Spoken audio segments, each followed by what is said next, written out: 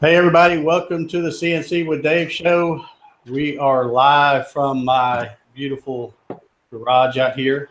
Got a lot to talk about tonight. This show is going to be discussing the last week or so of the CNC adventure that I've had trying to get this garage works working back here. We'll go through and do the panel introductions before we get started. I have a few other little announcements or comments I want to make, and then we'll get started talking about this other stuff. So let me start on my far right with Mr. Pasuelo.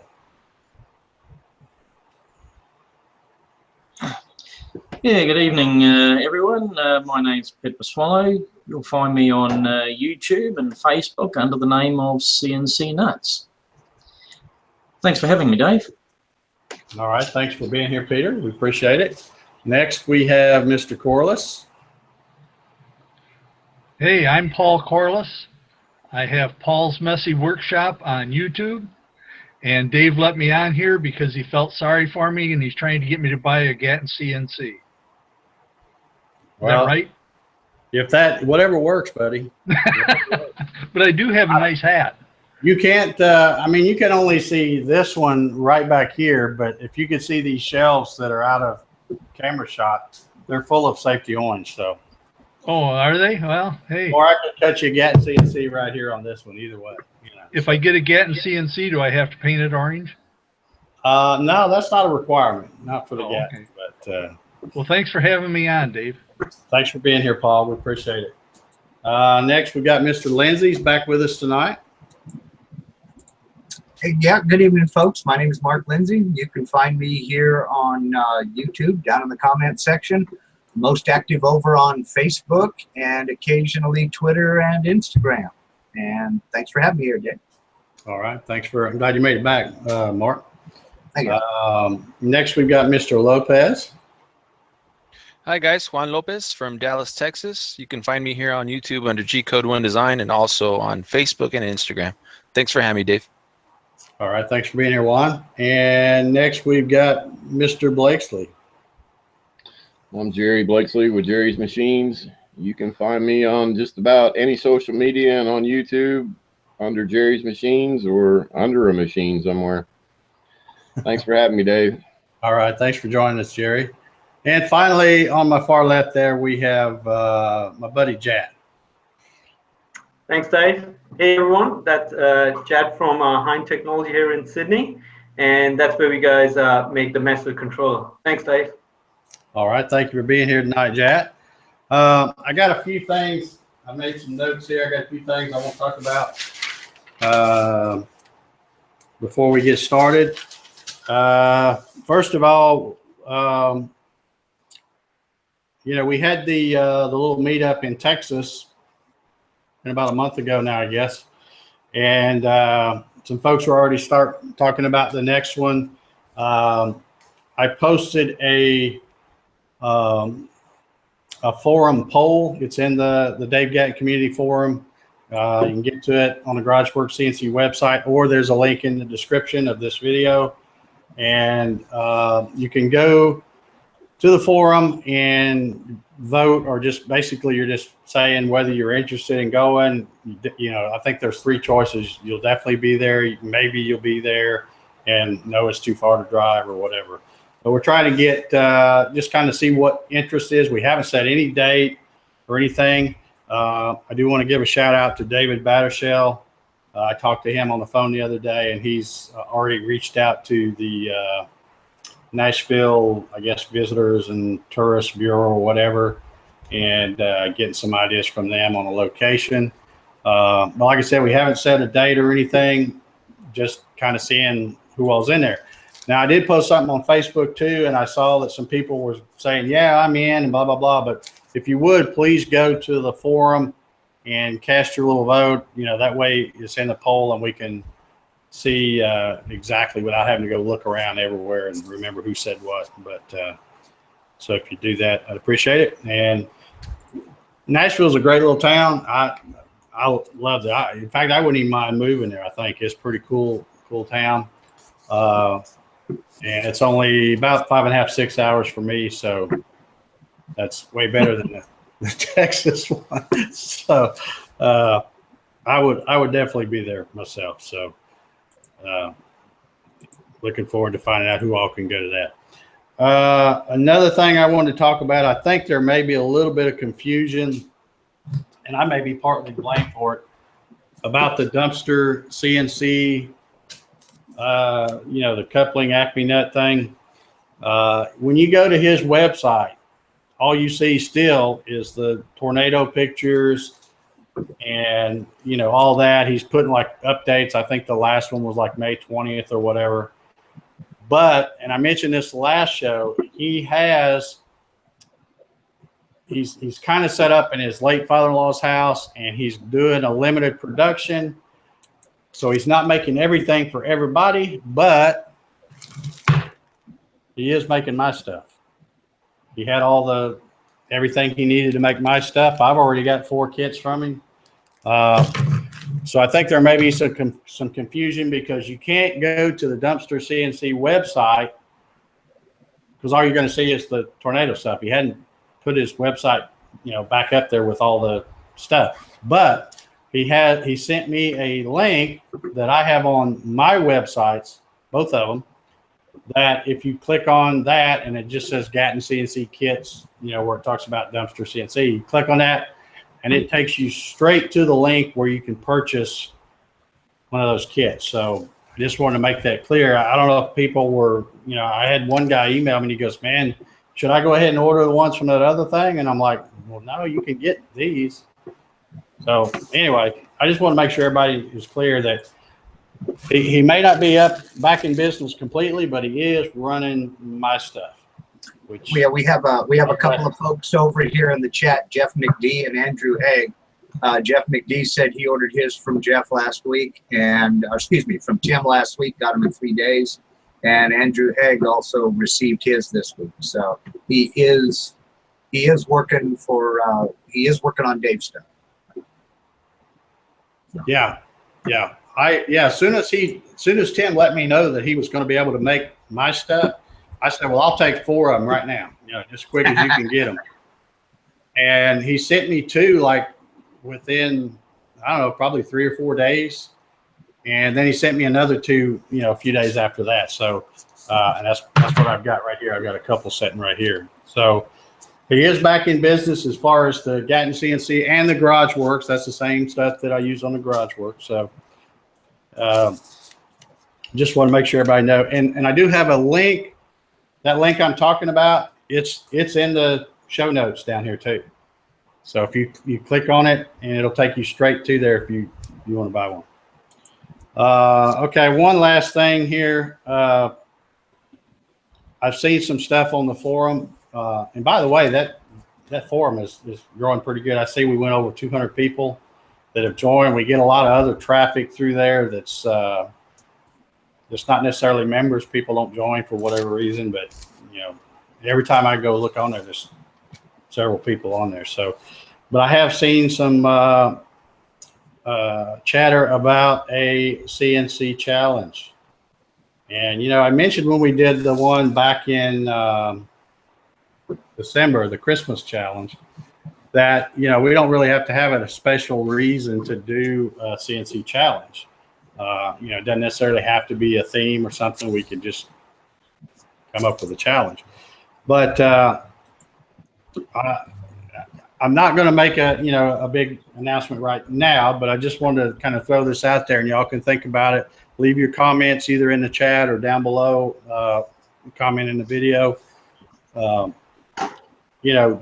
4th is on a Tuesday, so if we did like a July 4th type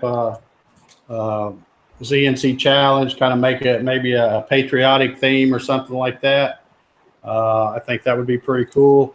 And then we could announce the winners July 8th, which is the Saturday after the 4th. So think about that. I'm okay with doing it. If everybody else is cool with that, we can kick that out. I see Jerry Brown's already saying he's in. Good. Okay, so that's pretty much all I have. Does anybody on the panel have anything they want to? Yeah, Talk for the about record, I was one of those people that was talking about the challenge. When I said there would probably be another one coming up this year, I was in reference to the Christmas challenge. So I wasn't trying to prod anything along.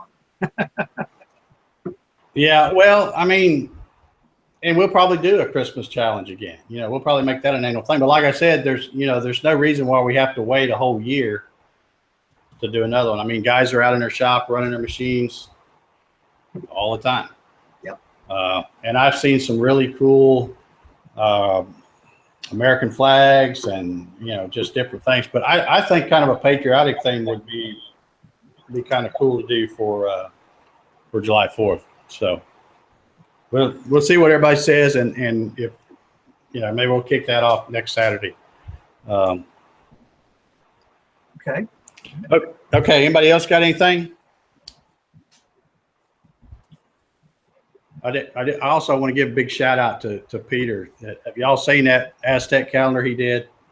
I just can't get over that thing. That is like the most awesome Aztec calendar I think I've ever seen. No, thanks, Dave.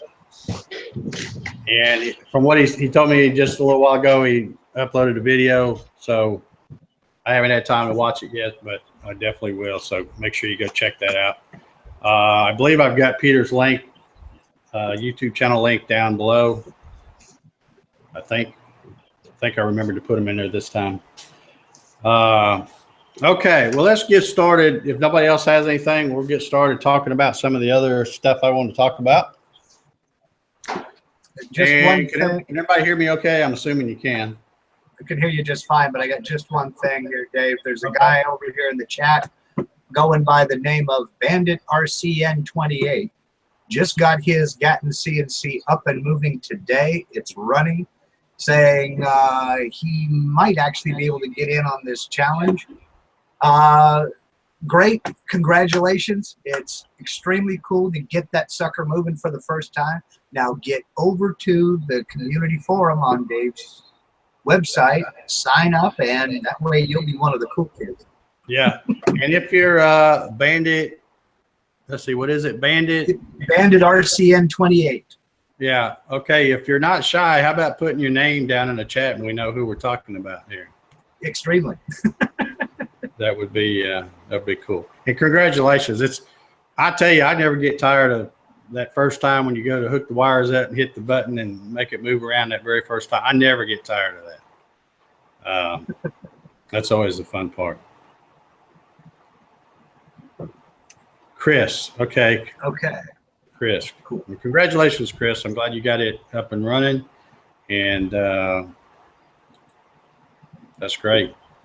Yeah, get over on the forum, send us some pictures. Yeah. We have there's a category over there on the forum where you can post your build pictures, or maybe you've already been doing it. I don't know. That's possible. Every time you talk about getting one up and running, it's like you're picking on me. No, I'm not. I'm not picking on you, Jerry. It's just once I get it built and running it, then it's like, it's like, because I built so many of them. But just when you get it and you go, okay, did I do everything right? Is it going to run right? And you go to hit the button the first time. I'm still like a kid when I get to that part. I love that part. Well, I'm hoping to get the experience. And I'm even excited for other people when they post their pictures and they've done, and they might be doing a video and all they're doing is jogging it back and forth or something, but they're all excited because it's moving. All these weeks and months they've spent building it, and now it's finally moving. So that's cool. Okay, well, let's get started talking about, everybody's probably wondering, what in the heck is Dave going to talk about tonight? Well, as you know, by the way, I got water out here because it's hot out here. I'm in my garage, and I need to put a window unit over there, I guess, if I'm going to start doing shows out here. But I've been working on the Masso that Jack sent me, probably a couple of months ago now or longer. And you know, just the last couple of weeks had time to play around with it. Been doing a lot of wiring and stuff, a lot of learning. Is all this stuff is brand new to me. Because, well, you know, I've built controllers before or drive boxes way back before Xylotech sold the plug and play. I used to buy buy all the components from Jeff, and then I would buy these little plastic enclosures, pretty much like what he uses. I'd buy them from a place in Florida and drill out the air vents and, you know, all that stuff and just do all that. And then when I started selling more and more, I thought, well, I don't have time to do this. I'll just spend the extra money and buy it all plug and play. And now I don't think Jeff even sells it like that. He sells stepper motors and separately and stuff like that, but he doesn't really offer it as a build it yourself kit. He just has the plug and play thing. So anyway, so all this was new to me. Well, I wanted to kind of, I don't know how to say it. I kind of want to do something I've never done before. So I looked around. I bought components I've never used before, and obviously I had the Masso, which I've never used before. And I thought, well, let's see if I can remember how to do this kind of stuff, or at least relearn it or whatever. So I purchased a 4-axis kit from a company called Long's Motor. You guys have probably heard of them. You can see them on Amazon. You know, of course, they're from China and all that, which I think pretty much all of them are. But I bought their 4-axis kit, bought it off of Amazon. It was trying to remember if it was available for Prime. I don't think it was available for Prime, but it was free shipping, and it was $340. And it came with, it came with all kinds of stuff. It came with 2 36-volt power supplies. It came with the 4 DM542A drivers right here. It came with a breakout board in case I was going to, use it with Mach 3 or a parallel cable, which in this case I didn't use that because I was, the Masso is kind of my breakout board, I guess. And let's see, what else did come with? A parallel cable. I probably forget. Oh, and of course the 4 stepper motors, 425 ounce stepper motors, $340. So I got it sometime in April, and I opened it up. It was very well packaged. And I was pretty excited about it. Looking at it, these are pretty nice. They've got the little aluminum heat sink back here on the back of these, but there's always a but, So when I got ready to start hooking all this stuff up to the Masso, first I had to, the one thing it didn't have, and I knew this because I had, anytime I buy anything off of Amazon, if it's more than, a few bucks, I'm going to read, well, even if it is a few bucks, sometimes I read reviews just to kind of get an idea. And all of the reviews for that company said pretty much the same thing. They liked the product. It was well packaged, but there wasn't any documentation. So even before I ordered it, I got online and I found, the documentation on their website. And, this is a wiring diagram. Of course, this is showing you how to wire it with the breakout board, and they're assuming you're going to use Mach 3 and that kind of stuff. So anyway, here, like I said, I got it probably in April. So here a couple of weeks ago when I first started, I got me a piece of plywood, and that's what you see this. Let me move that camera just a little bit.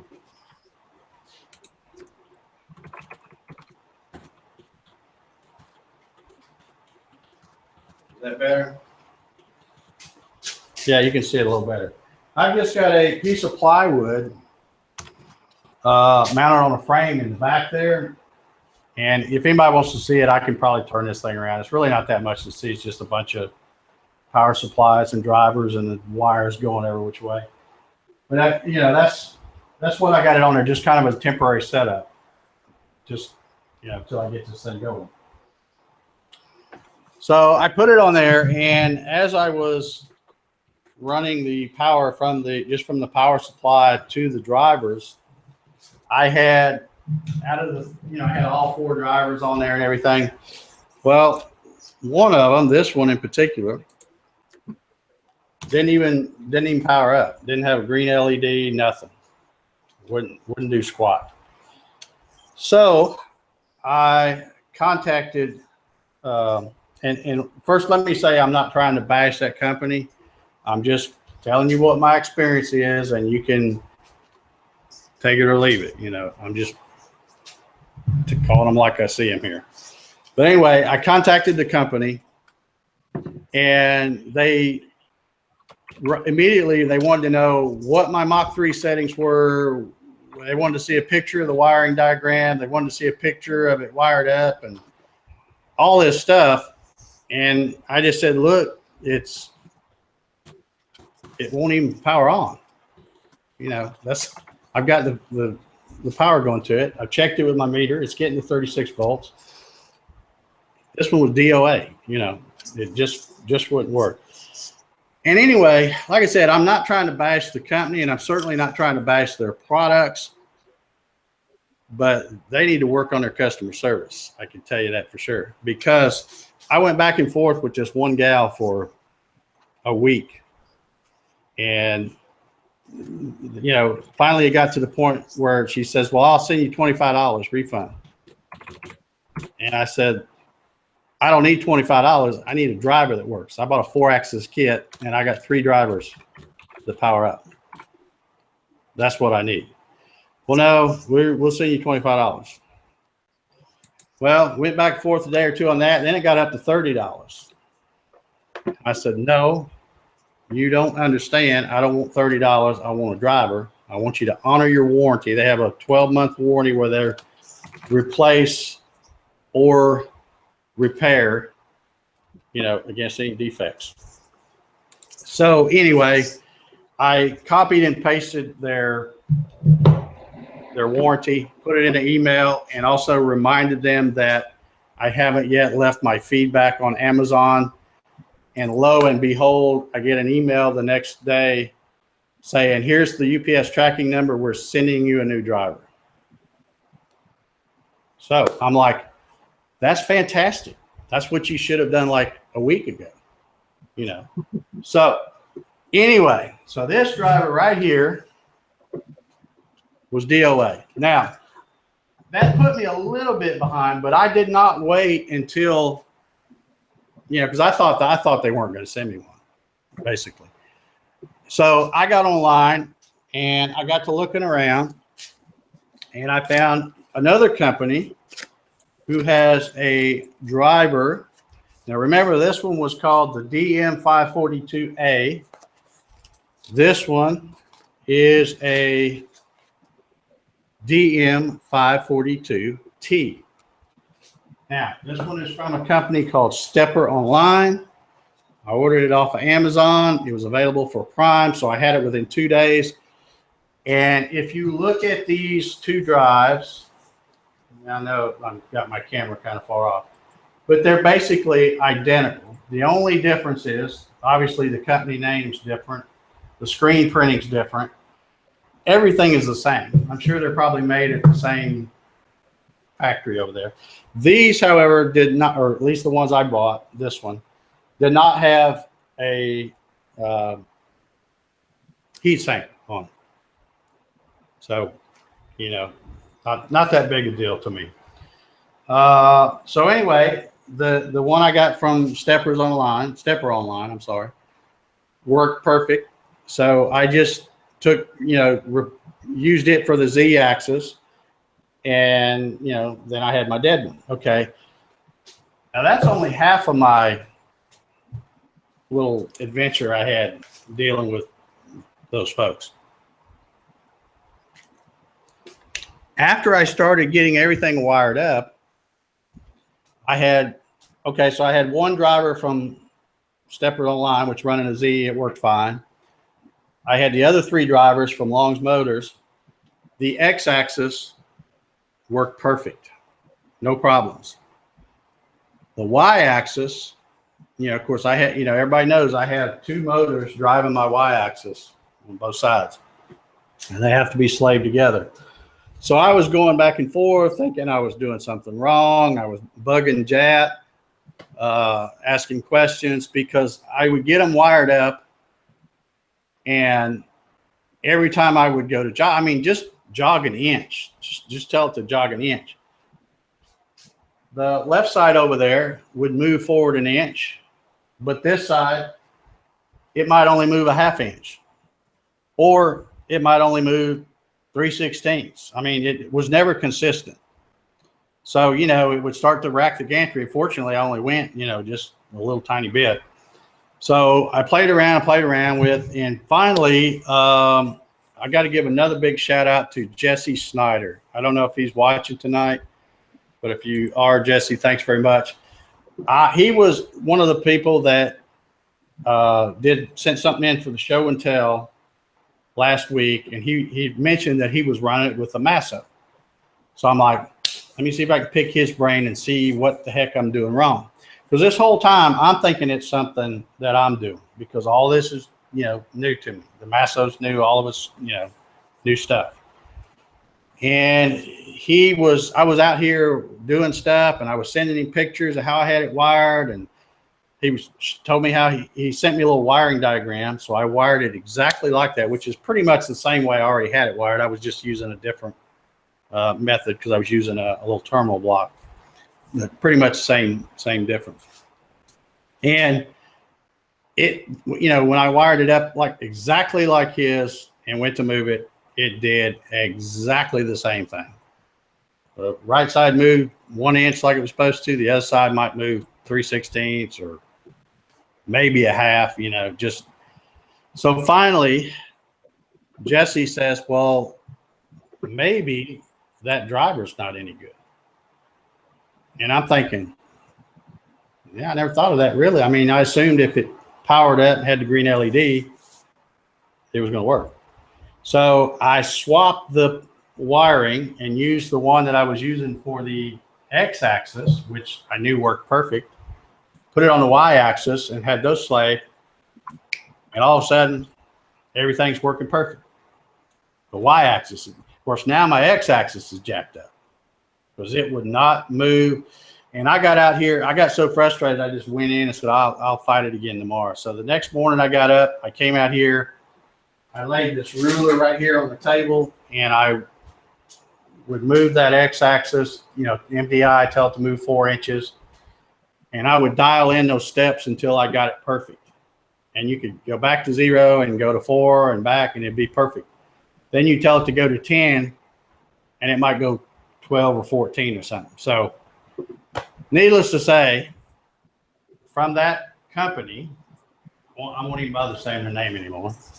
I got, out of a 4-axis kit, I had one driver that was dead on arrival, and I had another driver that would power up, but is all wonky, not working. So I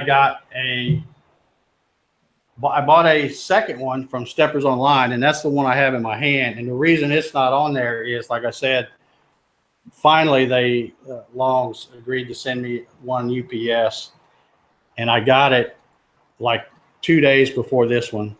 So I thought, well, let me try it and see. So I put it on, and it did work. But my whole point of this show is, you know, I didn't want to.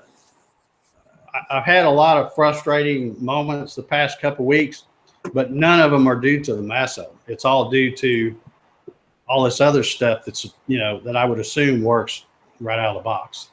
So it's been a real pain in the butt trying to get all that squared away. But it's all working now.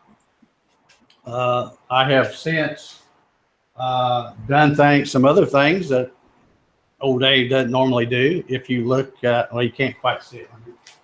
Move the camera a little bit more.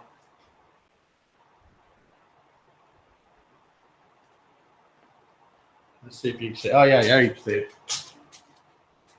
Notice I have an E-stop wired up. That old Dave never does. It also makes a great place to hang my little ear protection too. I've got limit switches, or excuse me, not limit switches, homing switches. I've got all those working. And I'm just now starting to play. You know, like I said, I've been working on this off and on for like 2 weeks. And I'm just now starting to get to the point where, okay, now I can quit fiddling with it and I can actually start running it and, you know, seeing just what it'll do. So far, you know, if anybody tuned in tonight and thinking that I was going to do a review on the Masso, I'm not, because I haven't been able to use it enough to really give a review. You know, I can talk about what I know up to this point, which quite frankly probably isn't a whole lot.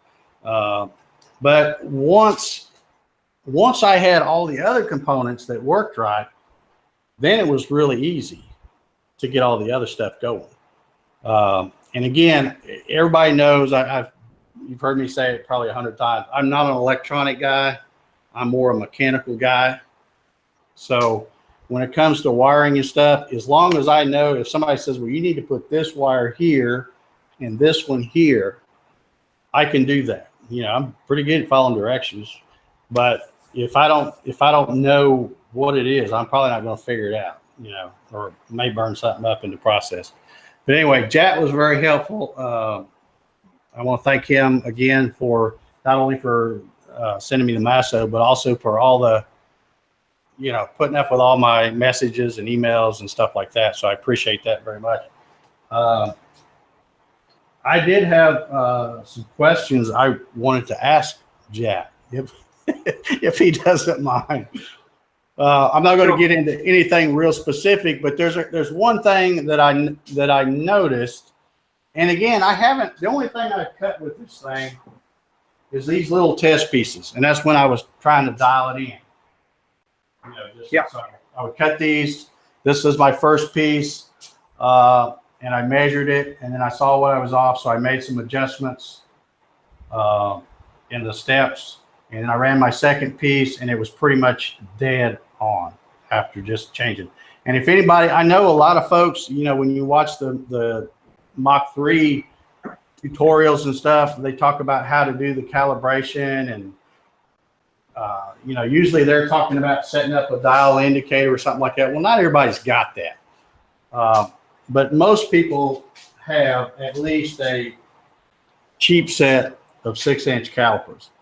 So if you cut a part that's at least smaller than 6 inches, and I like this myself better than, well, I mean, if you got a dial indicator, I guess that's a good way. But if you're trying to lay a ruler down and look at it, you're basically eyeballing it. I like knowing exactly what it is. And when I made those adjustments, like I said, it was dead on. So that worked out good. But one of the questions I wanted to ask Jack, if you don't mind, like I said, I haven't really cut anything, but I've cut a lot of air, you know, just dry running it and watching things, learning things. And I was running a program. This is a program that I have used for 10 years or so when I first started selling machines. And I liked it because every time somebody would come to my shop to get a demo of a machine, this particular program, it moved all 3 axes at once, and it was a V groove type, using a 90-degree V bit. So it had a lot of movement, and it was, you know, really showed the capability of the machine. And I used to just set it up.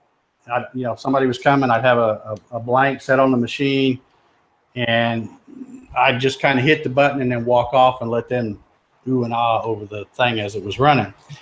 But I was running that same program over here, just like I said, just dry running. And all of a sudden I'm thinking, man, that thing's been running a while. I don't know why it's taking so long. Because it just seemed like to me that it was taking longer than it normally does. So today I came out here and I did kind of some tests. And like I said, Matt, if you don't, or Chad, if you don't mind, I'll tell you what my results were, and maybe you can explain why they were that way, because it's puzzling me. Anyway, there's a program, and I'm assuming, Jack, correct me if I'm wrong, but when you use a flash drive to, you hit F6 and you put the flash drive in, and it pulls up your list of programs, and you select your program, and it loads it in. It's still running off of this thing, correct or not? It is directly running the file from your flash drive, yes. Okay. I thought it was, because at one time I was running, like I said, I just running a machine dry, and I thought, you know what, I'm going to go get another program and put on here. And I pulled this out, and within about 2 lines, it stopped.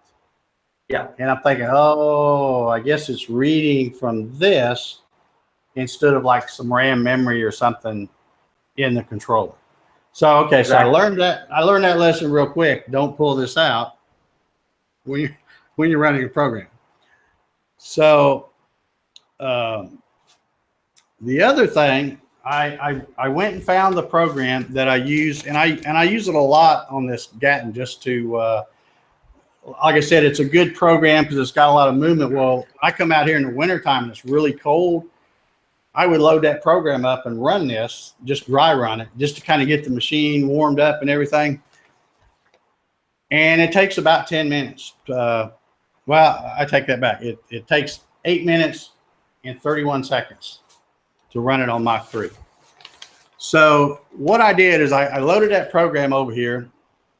And when I say over here, I've got, you can't see it, but the computer that Michael Chipser got for me, it's up under here, and I have this where I can kind of switch back and forth. Like, I've got 3 machines out here. I've got my small garage works over there in the corner where I've got my laser on it. But I have that computer where I can switch back and forth. I can roll that one over here and plug it up, or I can plug it up to this Gatton CNC right here. So anyway, so I fired up the Gatton CNC, and I loaded that program, and it took 8 minutes and 31 seconds to run it, and that's running it off the hard drive, off that computer. So then I thought, okay, well, let me see if it makes a difference if I run it reading from this flash drive. So I put that program on the flash drive and ran it again on the Gatton. And it took exactly the same time, 8 minutes and 31 seconds. So I thought, okay, so there's no difference between whether it's running off the hard drive or reading it off of here. Of course, I'm assuming it may be loading it onto some RAM memory in the computer. I don't know how that works. But anyway, so then I go back and I switch back over and I turn on the Masso and start running it over here. And that same exact program took 10 minutes and 17 seconds. So almost 2 minutes longer.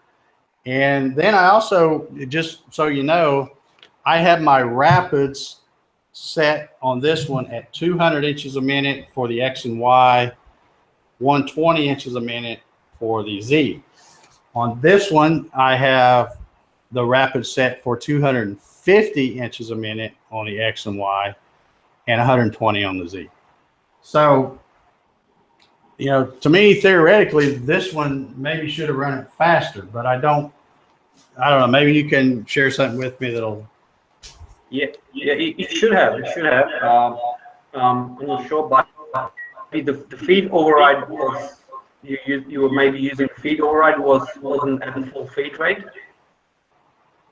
Well, I wasn't using any feed override on either one. In fact, the program is programmed to do 50 inches a minute,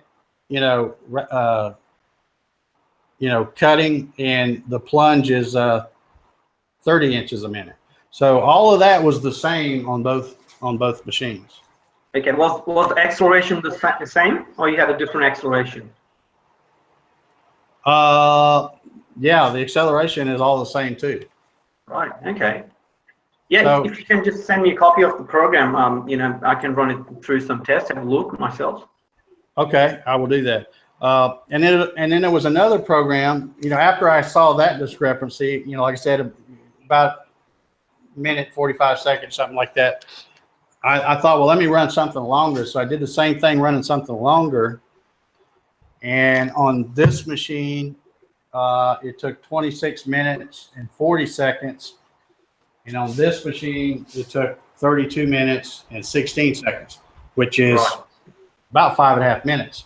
So then I'm thinking, wow, that's pretty good bit. So I will send you the programs, and maybe you can get down to the bottom of that. See what you get when you run them on your For test sure, machine. because, you know, I don't have anything to compare against, and it'll be great to, you know, because you can Now, check on your machine, quick and then we question. can just compare the numbers. Sure.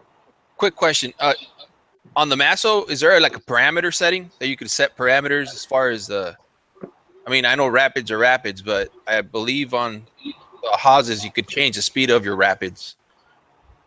Well, on the Masso, and Jad, again, correct me if I'm wrong, but when you go to each axis, you tell it what the maximum speed is going to be. It's kind of like in Mach 3 when you tell it, you know, what the max, you know, if you put 200 inches a minute, no matter what you do with that axis, jogging it or whatever, it's never going to go over 200 inches a minute with Mach 3. Now, with this, it's the same kind of thing. You put it in your settings, and that's another thing that I was going to mention, Jad, is, and I'm not picking at you. Don't get me wrong. I'm not picking at you. But it would be nice if and I know you're still developing, got, you know, a long bucket list of stuff to do, but it would be nice that for guys like me and many others in the U.S. that aren't that metric friendly, if when you set things to inches, the settings when you go, that would automatically switch over and be in inches. Because I had to get the old calculator out and figure out the metric, which is not a big deal. But I mean, some people actually don't know how to do that. But anyway, yeah. So I just go in and set it up for, and I believe 250 inches a minute, I believe is like 6,350 millimeters. I believe it is. Is there different transfer rates in USBs? No, so all those rates won't actually affect, because even at the fastest motion, because you're doing look aheads, you're always trying to plan the paths and the motions. So what the Masso is doing, it's actually reading the file and buffering the data. So even if you go at the slowest speed, what the USB does, it is still much faster for the Masso. So it does not matter. So what Dave's seeing as an issue, it's definitely not the USB. Might be something in the calibration. So as I said, I can just definitely have a look into that. The whole idea why we kept the whole USB concept was, you know, putting a memory on the Masso actually limits the design. And if you're using a flash drive, you can actually run a file as big as 4 GB, 4 gigabytes. So that's a lot of G code. You know, the maximum we've run is 5 MB. That was a 20-hour job, and I think 300,000 lines of code or something. That's good. So you can just imagine, yeah. Yeah. Okay. I have Go ahead, Mark. I have a couple of people here running things past here. They have questions in the chat. The Jay Downard wants to know, does the 100 kilohertz baud rate have anything to do with it? Well, in depends on the sound. the rate 110 on the Masso, or is it 100? It was 100. In the latest software update is 110. It's not been updated on the website.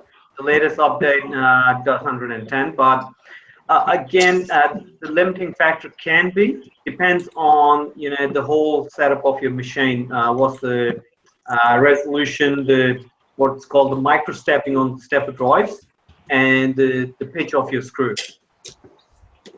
Okay. Yeah, let me mention something else I did too, because I know I got your message, you know, when I sent you that one picture I had the The pulses per revolution. Yeah, I had it set at like 12.8. Okay. Yeah. So I ran just to see if that made any difference. Yeah. I ran this program at 12. I ran it at 12.8, and it was Yep.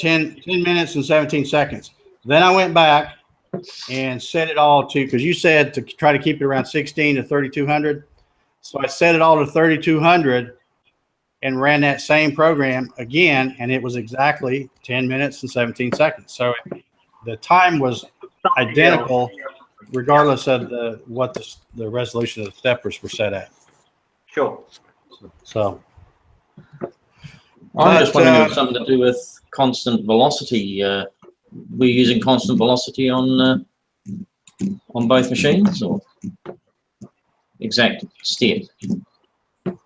well, I don't know if there's, there's a lot, there's less settings to set for the Masso than there is with the other. But I was Does using, the Masso do? let me also say, I mentioned I was using Mach 3, but I'm also using a UC 100, so I'm getting 100 kilohertz going that way to this machine. Does the Masso do constant velocity, Jack? Yeah, it does, but depends on the version what you're running.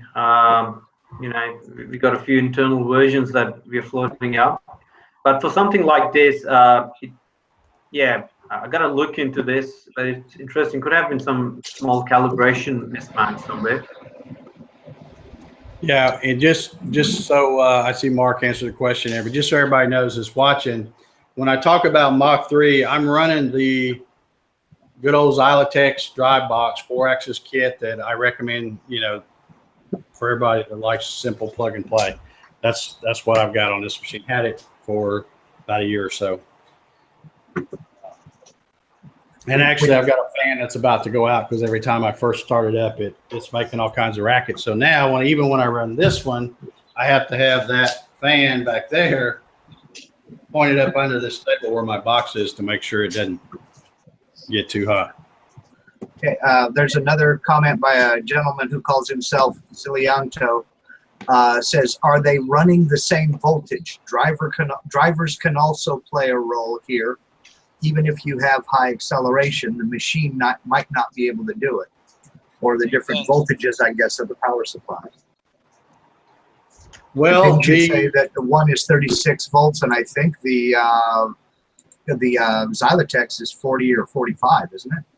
Yeah, well, he's only had the 45s out for a little while. That's got to be one of the 40s because I've had that well over a year, I guess. Okay. And I guess if that was the case, the stepper motors would actually start skipping some steps, and you would see the motion losing steps somewhere. So if you're not losing any steps, I think that's not the case. The voltage should be. Yeah. Now, like I said, to be fair, now I wasn't cutting anything. I was just running them, a dry run, cutting air. But I stood right here and watched them. There wasn't any loss of steps that I could see. There wasn't any weird noise. I mean, everything worked smooth.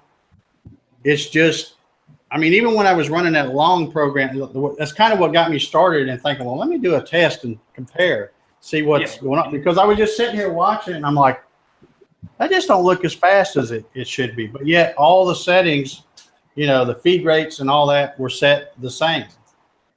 So, like I said, go ahead, Juan. Have you tried running the GarageWorks machine with the Masso unit? Well, I guess you couldn't. Yeah, you can. With Mach 3, run the drivers and everything that you have set up for the Masso. In other words, get the Xylotex kit out of the picture so you can have a. Oh yeah, that'd take a little. That would take too long. Yeah. I hear you. Also, the way that the stepper motors work is it's all about timing the steps. So if it was either if the motors can't keep up with the speed, they're going to skip steps, and if they're not skipping steps, the drivers or the motors won't make a difference. It's more of what I would believe is Masso, for whatever reason, is actually giving a slower command to the motors, slightly, so they're slightly turning slower. Okay. So yeah. Well, and again, Jet, I don't want you to, I don't want you to think I'm picking on you and picking on the Masso, because as I mentioned before, some of these components I've had some issues with. So, I am running, their stepper motors instead of Xylotech stepper motors. They're both 425 ounce. So yeah, sure. they should be the same, but Yeah, but at the end of the day, sorry, Joe. I was going to say, at the end of the day, it doesn't matter about your motors, your drivers, because as far as your Mach 3 or your Masso or UC CNC are concerned, it just sends the pulses out to them. Whether they actually move or not, whether they're even connected, is irrelevant.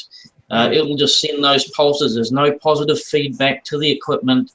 Even if they're not plugged in, it'll still just keep chugging away, sending those instructions until it runs to the end of its program, and that time will be the time. Exactly. What you actually got plugged into it is irrelevant. That's spot on. Yeah, even if like the Masso is not connected to anything, you just have a keyboard and a screen, and you run the program. The timing would be the same because it's one way. So the Masso is just saying, "I want you to run at this speed." It does not know. It does not care if it's running. So I would look into more on the Masso side, and as you said, for the feedback or peaking or not peaking, I never take that. I always take that as a positive feedback because we've gone this far only with this feedback. When we guys started with the first version, I still remember we didn't have anything. It was so basic. It's just cables and a couple of circuit boards. So all this feedback is great. It helps. Us to evolve further, and that is the main reason. We are always doing software updates. So if let's say today we find this and there is a bug, next week we're going to just roll out a software update and just fix the issue. So more than welcome. I actually really appreciate you doing these tests for me. Okay. Well, I like I said, I appreciate you sending me the Masso and giving me the opportunity to test drive it and kick the tires and all that kind of stuff. And it's, like I said, it was frustrating getting it going, but not because of the Massos, because of all these other components that, didn't work or only worked part way or whatever. So really good of you, because even I wanted to see what you're doing, today, because I know you were asking a lot of questions regarding setup and all this. So I knew that you were going to do something with the Masso, but I think doing this kind of a show is even better than a review, because you're interacting one-to-one. Just last week, how you guys were watching, and we had a question that if the spindle pump stops working, there's no fluid going through it, and you can easily burn your spindle, and it's a fairly simple task. So and just in a week's time, we've actually added a small alarm input that you can buy a $10 pump that One sent me a link last week. And you can actually connect with the Masso with the new software update. And if your spindle the water stops working, you'll get an alarm on the Masso, and it will actually stop the whole machine. yeah, Simple things like this, And when you talk about the drive, and that's another next topic. When we started with the Masso, a lot of people said, and I was trying to get investment. And people are like, why are you making hardware? You should just make software so we can replicate that overnight and make millions of dollars. And I say, sometimes you need a special hardware to do special kind of jobs. But, no one was interested in that, but that's the whole idea.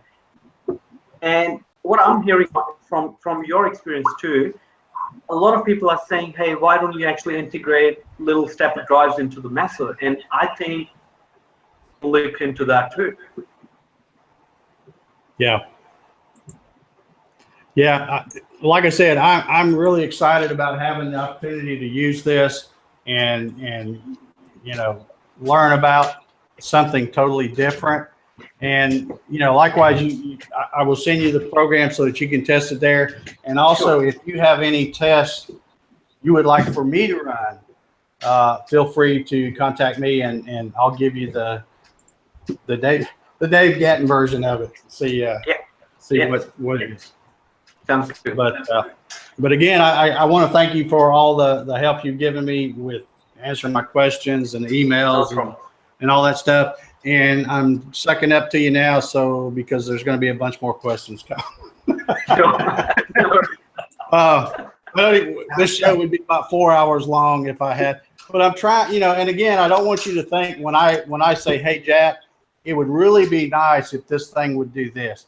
I'm not picking at you because it doesn't do that. I'm just saying I've been doing this kind of stuff a long time, and I know what people like and, you know, maybe what they don't like.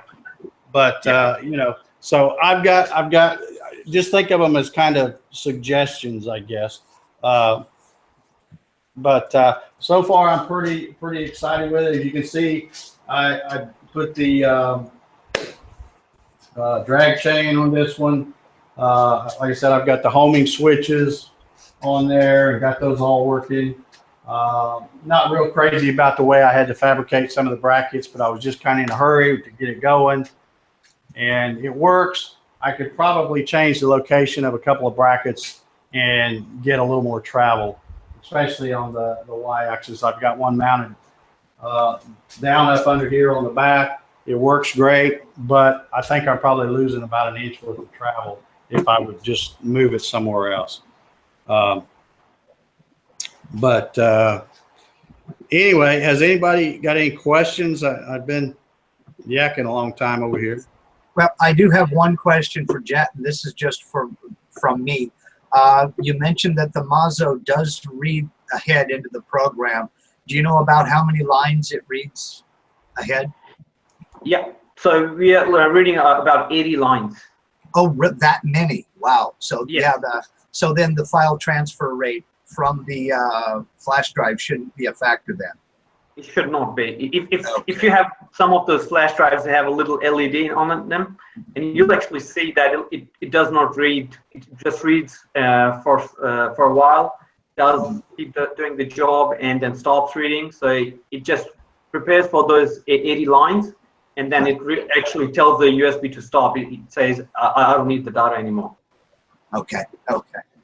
Wow, I didn't know it read that far ahead. I believe Mach 3. How many lines ahead does Mach 3 read? It doesn't read that far. Well, you can set it to how far.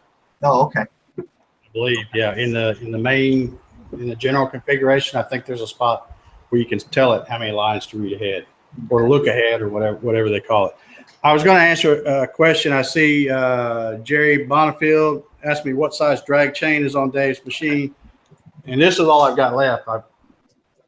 All the rest of it's on the machine, but this is the 15 by 30 millimeter. I really like this stuff because all these little things here, when you're trying to run that wire through, they just pop off. And so you can pull all of them off if you have to, or at least enough to get your wire through there, and then you can pop that right back on. So this is good stuff. And like I said, it's 15 by 30 millimeters, which gives you plenty of room to get all your stuff in it. Because, you know, depending on what you got on your machine. Now, I don't have, you know, I've just got the little DeWalt 611 on there. I don't have it, you know, it's not wired in anything. I may do that eventually, wire it to a relay or whatever. It's just plugged in, so I would just still turn it on like always. But on this drag chain here, I do have the cabling going to this motor. Also, it comes up, you can't see from here, from your perspective. Well, yeah, I guess you can see kind of that drag chain sticking up. There's another drag chain that runs up this way. So I've got one cable runs here, another one that goes in here, and then of course the homing switch wiring is in there as well. And so this one right here has 2 cables for motors, and it also has 2, well, I guess a total of 4 wires for the homing switches. So there's, you know, and there's still plenty of room in there. I could get a lot more stuff in there if I wanted. But 15 by 30 is what that is.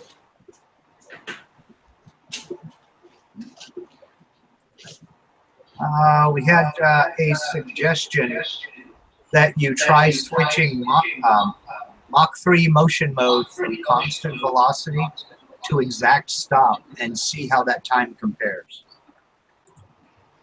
Okay, I'll run that.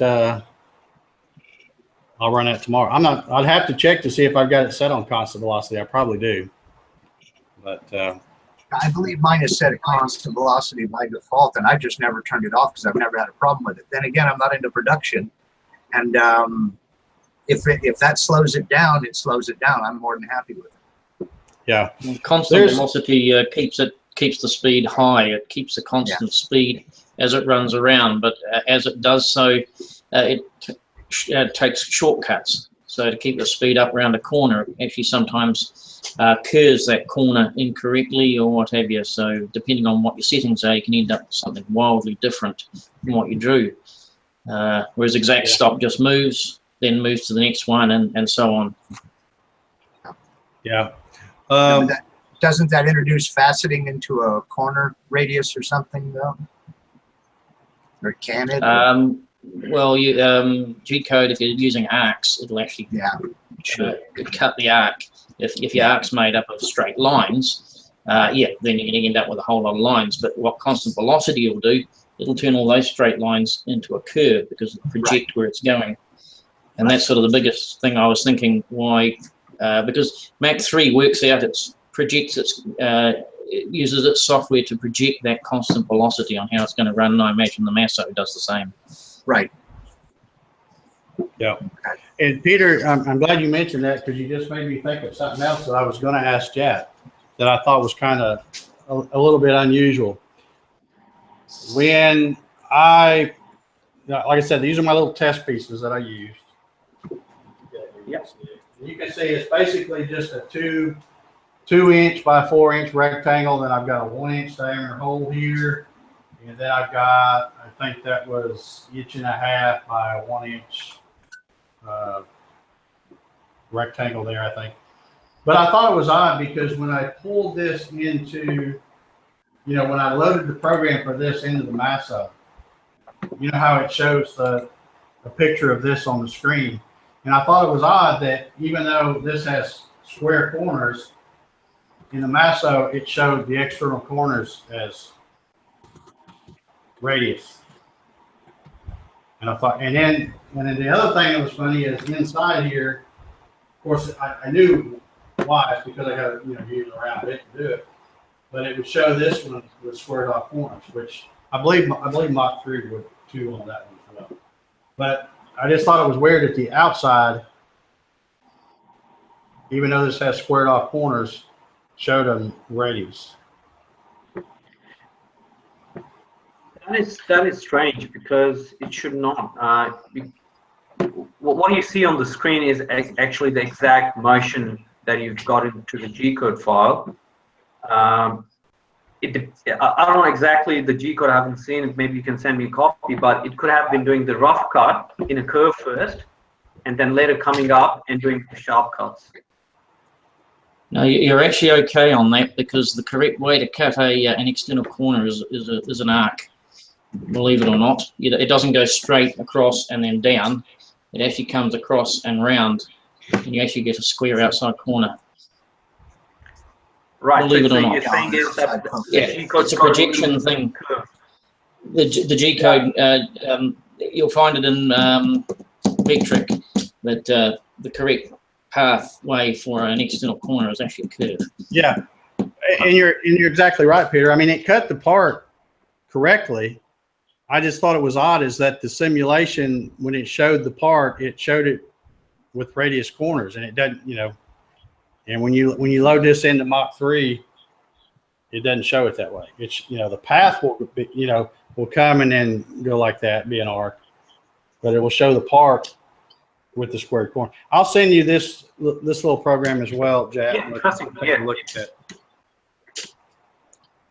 Okay, I guess I know we got kind of a late start. We're probably going over an hour now. Anybody got any other questions over there we need to take care of before we get out of here?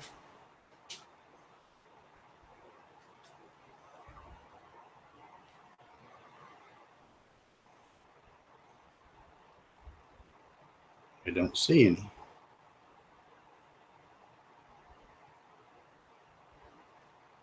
What? Man, everybody got quiet. Did I lock up again?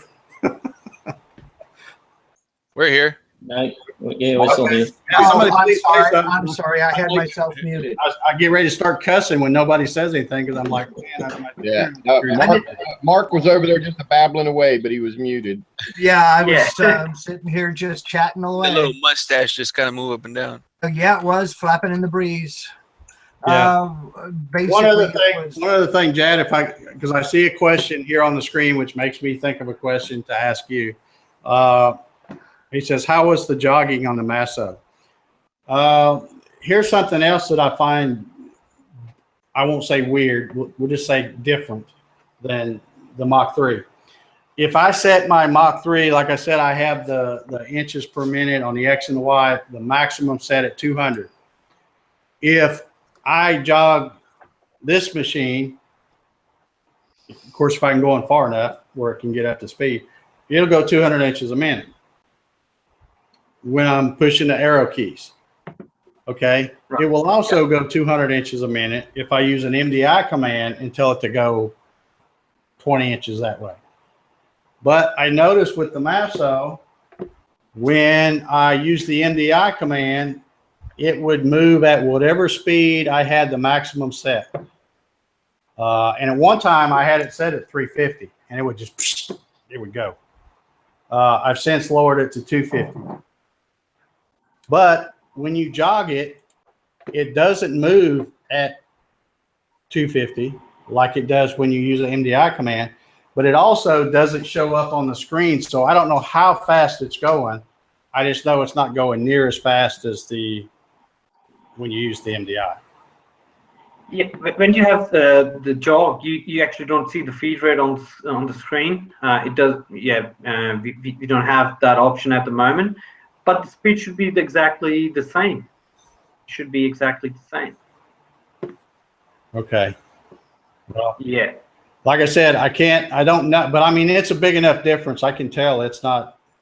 How much you had it on your x-axis? The maximum feed rate for your x-axis setup in F1? 250 inches a minute. 250 inches. Okay, I'll do some tests here. Yeah. And I think that's like 60, if I remember right, it's 6350 in millimeters or something like that. But yeah, I just thought that was a little strange too, because, you know, even when you're holding the shift and the jog, yeah, you know, arrow key, I mean, it moves, it jogs, but it's just not near as fast as doing the MDI. By any chance, you might have pressed the plus or the minus keys, because when you're in the jog or the rapid mode, pressing the plus or the minus keys actually takes down the feed rate. So that's the feed override for the jog or the rapid. Might have been the case that it's maybe 70%. You were trying plus minus for maybe Z-axis. I just double check that, because where the rapid sign comes on the screen next to the arrows, it actually shows 100%. Might have been the case. Okay. All right, I'm going to make myself a quick note to run that that other test in the morning. Yeah, and I'll do the same test on my side. And I will I'll send you all kinds of files. You know, I'll send you actually the file that I use. It's a Starbucks logo. You know, everybody see those, and it's a lot of V carving. I always like to use it to demo a machine, because I just hit the button and step back, and the people are just amazed at how all three axes can move at the same time, and you know, do all that. And so I'll send you that and let you know what time it's running over here, what time it's running over here. And I'll also send you the little test piece. Yes, please. And also in the F1 settings, you know, on the bottommost setting there's a save and load setting, so you can basically make a copy of your Masso settings on the USB. So if you can go there, save the settings to the USB, send me that file, then I can actually replicate your Masso with mine here and do the same test. It'll be exact same problem. You're right. I'm glad you brought that up, Jack, because I did see that there's a place to save them. So every time I get in there and fool around and change something, I would make sure that I saved it to that that little flash drive to make sure I had the. And down the track, it'll be a great idea once you have it set up and running on your machine. Then we can actually have those settings saved on the website with those models. So if someone gets the machine off you, they can just literally copy those into the Masso, and the whole limits, the calibration data, everything will be in. Yeah, yeah, that's I mean, that's one of the reasons why I'm excited to have the opportunity to run the Masso, is so if somebody else gets one and wants to use it with the Gatton, you know, up till now I wouldn't be able to tell them anything, you know, and now I've got, you know, my feet wet a little bit, and I could probably answer some basic questions anyway as far as the Masso. But all right, I guess if we don't have any other questions. We do. I was going to say, Dave, if I could just quickly share the screen capture with you. I don't know if you can see that. This is VCarve Pro, and this is a square corner I'm cutting. And you can see the toolpath that VCarve Pro creates for it, and there's your rounded corner, which is what the Masso is showing. And you'll find VCarve will show exactly the same as well. Well, is the okay? Well, maybe I'm looking at the wrong thing. Is the Masso showing the part, or is it showing the toolpath? It is always showing the toolpath, because that's the information you have in the G code. Okay. Okay. See, with the Mach 3, and I'm not sure about CNC or whether it does that or not. When you bring that in, you know, load the program in, if it's got square corners, it's going to show square corners, and then it shows the toolpath after, you know, as it's moving, it changes color or whatever. So, okay, anything else we got going on? Oh yeah. Oh yeah, bunches. Well, not bunches, but a few. Let's try to knock out some questions as before we get out of here. Yeah, I'll try to unmute my mic this time. We had a question from the thumbs down guy. He wanted to know, can Canadians enter your 4th of July challenge with a file celebrating the 150th anniversary of Canada? I don't know if he's being sarcastic or what. You know, I do not have a problem with folks from Canada. You know, I've sold a few kits up there, not near as many as in the U.S., obviously, but I always feel bad excluding them from contests.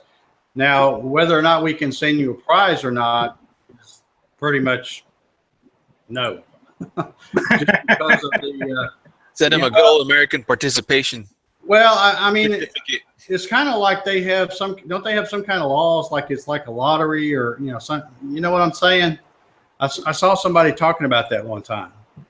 I mean, I don't know. Well, you know, it just some of this, like the prize that we would send you, it'd probably cost you so much in the duty and taxes and all that. It would be more than what the prize is. So, yeah. But as far as entering, if you wanted to do the video and participate, that would be awesome. The last time I did something like that, I did like a gift card for Rockler, and you can just give them the code online and they can order what they want. Okay, so they shop online then. Okay, well maybe we'll do that then. We'll just have a deal where anybody that's Canadian, and you know, we'll just send them a gift card code and go from there. All right. Okay, then we have one thing. We've got a regular here. You know, TJ's Woodworking Shop. Yeah. He's our #1 cheerleader over there. You know, getting people worked up and giving us a thumbs up and everything, and we appreciate him for doing that. Yeah, he's got us what, 76 likes? Something like that. Yeah, yeah. I couldn't even get a high out of him. Well, he is doing a giveaway over on his YouTube channel. So if you folks you folks just go over and check out TJ's Woodworking Shop. Google it if you're not already a subscriber. If you're not a subscriber, shame on you, #1. The man supports us. We got to support him. Get over there and check out his giveaway. He's got a 1,000 subscribers giveaway going. congratulations on 1,000 subscribers, TJ, and thank you very much for all you do for us. That was all I had. We're done. Okay, we're ready to get out of here then. I want to thank everybody. I mean, I haven't really been paying attention to I've got this laptop sitting over here with the YouTube chat thing, and I really haven't been paying much attention, and this one's so far away I can't hardly see anything. But even now, we've still got 93 folks watching. Man, you guys just have no idea how much I appreciate y'all watching. I mean, it's we always have a good crowd in the chat. We always have a great bunch of folks on the panel. I can't thank you enough. So thanks everybody out there for spending your hour or so Saturday night with us. Thank you, Jack, Jerry, Juan, Mark, Paul, and Peter. Thank y'all for being on the panel. Enjoy having you. And I guess if nobody has anything else they want to comment about, we'll put this sucker in the books. I would just quickly, just last moment thing, because as a, you know, maybe as you said, 100 people are watching it. It's a good platform to just have a discussion. Maybe down the track, people can send some feedback to either Dave or on our website at hindtechnology.com. If you know, the whole idea of having integrated stepper drives sounds good into the Masso, because you know, I just can't go out and say, hey, we're going to just make this product. That's the whole idea. I want to see, you know, what's going to really help you guys. One of the benefits we see if we have good stepper drives, you know, we're going to have some good quality control. And again, all those settings, just like, you know, how you have those little dip switches on the stepper drives to change the micro stepping, we can actually have that in the Masso. So, you know, Masso will have everything. And you buy a CNC and you order Masso, you just plug the motors in, you download the file from Dave's website, you don't have to do anything else, you're done. So please leave us with some feedback. Is it a good idea, bad idea? I can tell you right now, it's a great idea. What was that one? Cool. That I can tell him right now, it's a great idea. Oh, cool. Yeah. Yeah. Saves a lot of searching and matching and all that if he adds that to it. I missed a question, Dave. Do you have time real quick? What gauge wire did you use to power your motors? I think I've got two different kinds on there. I started out using, let me see if I've got some here, 16 gauge. And then when I started having some issues, I thought, well, let me go back and use the shielded cable because I had plenty of that. So that is 18 gauge. Okay. But actually, I think, let me look back here.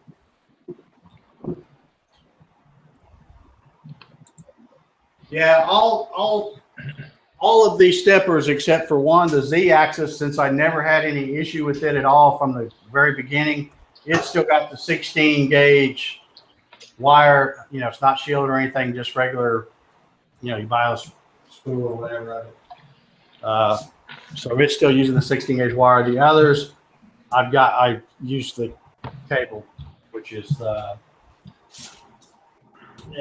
know what this stuff looks like. Yep. Okay, they were just wondering about the gauge, and he had asked earlier, and I missed his question. Sorry about that. This is the 18 gauge. It's shielded, and it's got, you know, black, green, red, and white. And you don't have to ground that shielding, correct? I didn't. Okay. Yeah, I've generally seen people not do that on stepper motors. Servo motors, they definitely do that, but steppers, I've hardly seen people shielding that to the ground. Okay. Yeah. Okay. Anything else that? No, that'll do. I'm sorry. Okay. All right. Well, I guess we're going to get out of here. Again, thanks everybody for watching. Thank you guys for being on the panel. Couldn't do this show without y'all. And I'm going to try to do more shows, assuming I can get my internet to keep working, from out here. I'm going to probably invest in a window unit for out here because it is going to get hotter. It's not bad now. It's cooled off a little bit, and I got that window wide open and a fan. So I'd really like to try to do more shows out here where we're actually showing machines and running them and that kind of stuff. So let me know if that's what you prefer to see. And we'll have probably some kind of announcement about that CNC challenge again next week on next week's show. We'll I'll see what the comments were like on that. And also make sure you go check and vote whether you think you can make it to Nashville or not. You know, and we'll so far we've got a lot of positive response. I'm pretty sure that's going to happen. Just we don't know when yet. And don't forget, folks, the best way to leave feedback on the CNC with Dave show is to go over to the community forum, register, become a member, and put your suggestions in. There's a whole section dedicated to it. Just put a link in the chat, and there's a link in the description box of this video. Yeah, we've got a ton of different categories over there now. Like I said, we've passed over 200 members, and you know, people are posting their build photos, not just Gatton CNC, but their garage work stuff. And I just see a lot of good interaction between folks, you know, helping each other out, which is what, you know, that's what this whole thing is about. So get over there and join that and be an active part of our little community here. So, all right, that's it. We're out. Again, thanks everybody, and we'll talk to y'all next week. Have a good night. Yeah, good night, everyone. Have a good one. Good night. All right, everyone. Take care. Don't forget the thumbs up on